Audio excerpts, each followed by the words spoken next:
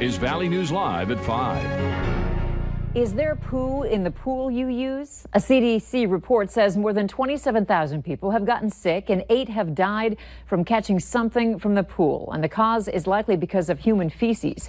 So how safe is the swimming hole in your neighborhood? Valley News Team's Ryan Laughlin is testing the waters. It's a beautiful day to take a dip. But how safe is the water you're splashing in? We wanted to see how safe the public pool water was in our neighborhoods, so we bought our own test strips and tested the water ourselves. At Elks Pool in Grand Forks, swim lessons are well underway, and the water results are pretty good. One of the most important chemicals, chlorine, the germ-killing chemical, was at ideal levels. The pH level was low, which is a good thing.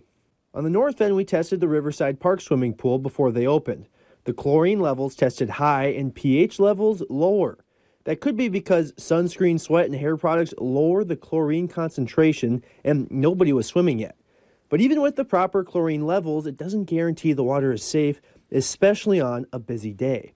The CDC says people and kids with diarrhea are a serious problem. In fact, the CDC wants you to wait a whole 2 weeks before swimming after you get diarrhea. Grand Forks Park officials say they test the water every couple of hours and send samples daily to the city water chemists to ensure the chemicals are at the right level. And the number one thing you can do to protect yourself and your kids, don't swallow the water. From Grand Forks, Ryan Laughlin, Valley News Live. Hotel pools were responsible for 32% of outbreaks and were the #1 hotspot for germ-related problems. We are back in the 80s and it feels good. And we're hoping for a nice evening ahead of us, especially for all those backyard barbecues. So far, so good, right, Hutch? All right, Andrea, I got to tell you, it's a beautiful evening for a Cashwise backyard barbecue here in South Fargo. Temperatures very comfortable out there as we are enjoying those 70s and low 80s across the region. We just have a couple of clouds drifting overhead. Other than that, it's perfect. Radar showing a few showers south of the border. We do have some near the international border as well. Not all of that's reaching the ground, but we will leave a slight chance of a sprinkle in your forecast. Here is a look at your planner. For Fargo tonight, temperatures will generally be in the 70s for most of the evening, and the winds should be under 15 miles per hour throughout as well. Just a few clouds increasing as we go through the overnight, but expect for the most part quiet conditions in Fargo. A slight chance of a thunder shower up in Grand Forks as we go through the evening, with temperatures slipping eventually into the 60s by bedtime. We're here with this week's winner. It's Kim Kramer in South Fargo. Hey, Kim, tell us where you signed up. Hey, Cashwise. Cashwise, and who'd you invite here? This is a raucous crowd. Oh, we've got family, friends, coworkers, grandson. And the dog, don't forget the dog. Gracie, yeah. Gracie, the dog, is ready for a steak. I got to tell you, so am I. It's been a little while, and we're looking forward to firing up the grill with the Cashwise guys. Well, we'll have more details on what could be a bumpy ride in our weather tomorrow. Some severe thunderstorms possible. I'll have the details on all of that here in just a few moments. Andrea? All right, we'll touch base with you soon. Thank you, Hutch. A Larimore man was sent to the hospital this morning after he crashed into a passenger train near Devil's Lake. The crash happened east of town and north of Highway 2. Authorities say 20-year-old Ryan Larson was driving north of 89th Avenue Northeast when he hit the side of the train engine. His car then hit the ditch and rolled. He was taken to a hospital but is expected to be okay. No passengers on the train were injured. It's not known if any charges will be filed. Police are looking for a boater missing in the Brainerd Lakes area. The Cass County, Minnesota Sheriff's Office says 2 people were thrown from a boat yesterday afternoon on Hay Lake. That's near the town of Pine River. The man who had been driving the boat was found and treated for minor injuries, but searchers are still looking for a male passenger. The Lakes Area Dive Team and the DNR aircraft are part of that search. A change of plea hearing is set for tomorrow morning in a high-profile case involving a fight in downtown Fargo.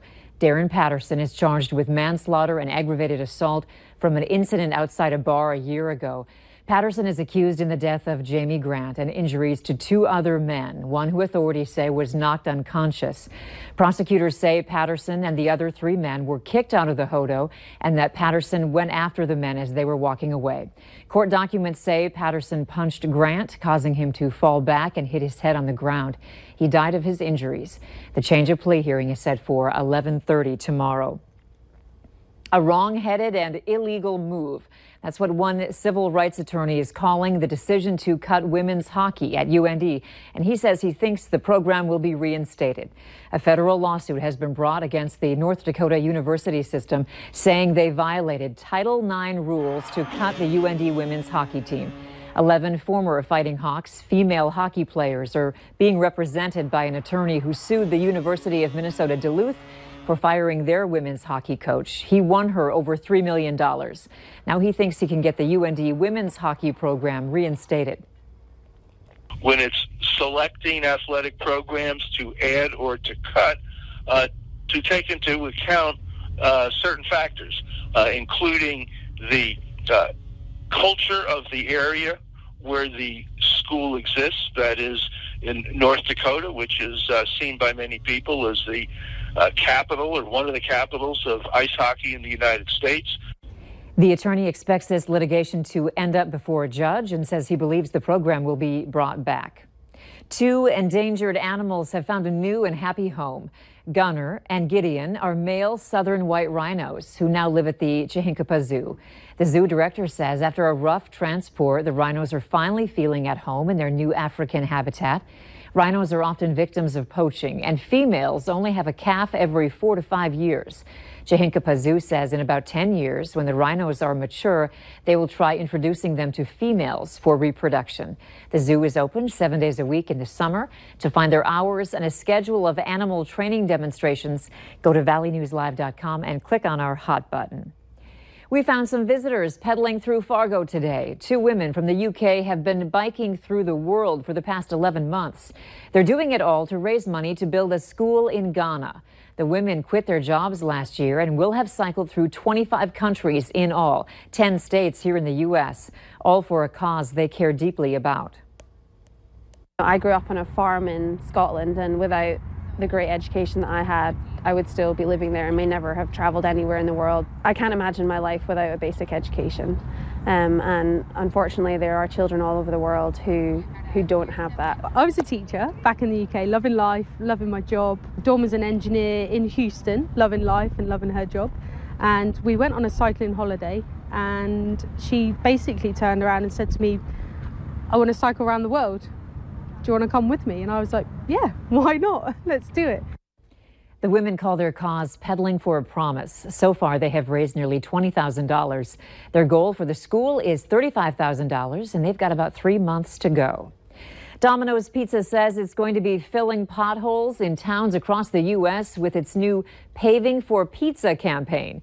The pizza chain announced on Monday that it will help smooth the ride home for deliveries by making pothole repairs in cities nominated by their customers. Domino's has already been working with cities in Texas, Delaware, Georgia, and California. Domino's customers can nominate their town for pothole repairs, and if selected, the city will receive funds to help fix roads. I don't know what kind of product they're going to use. I don't know if they're using professionals or drivers on their off day. I don't know.